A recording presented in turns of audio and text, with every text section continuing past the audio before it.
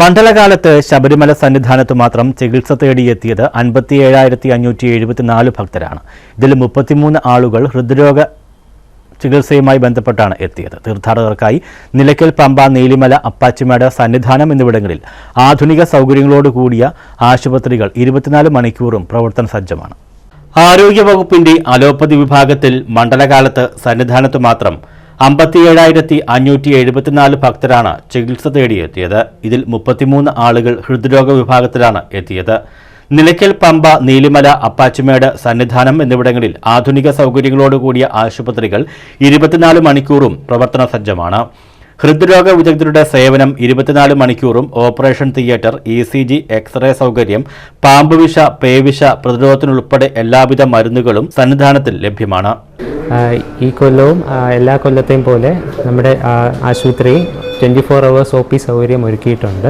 അതോടൊപ്പം തന്നെ cardiology, ICU minority സൗകര്യവും എല്ലാം ഒരുക്കിയിട്ടുണ്ട്. അതോടൊപ്പം തന്നെ ആംബുലൻസ് സൗകര്യവും താഴത്തെ ബേസ് ഹോസ്പിറ്റലായ പമ്പ ബേസ് ഹോസ്പിറ്റലിലേക്ക് റെഫറൽ ചെയ്യുന്നതിനുള്ള ആംബുലൻസ് സൗകര്യം ഒരുക്കിയിട്ടുണ്ട്. ലാബും എക്സ്റേയും അടക്കം പ്രവർത്തിക്കുന്നുണ്ട്. ഈ കൊല്ലം ഈ മണ്ഡലകാലത്ത് തന്നെ ഏതാണ്ട് 60,000-ഓളം പേഷ്യൻസിന് ഇതുവരെ ചികിത്സ കൊടുക്കുകയുണ്ടായി.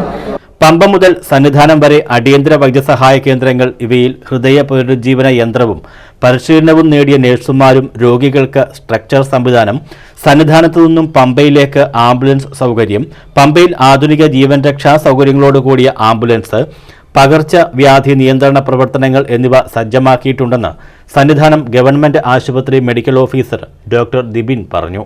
News bureau, Sannidhanam.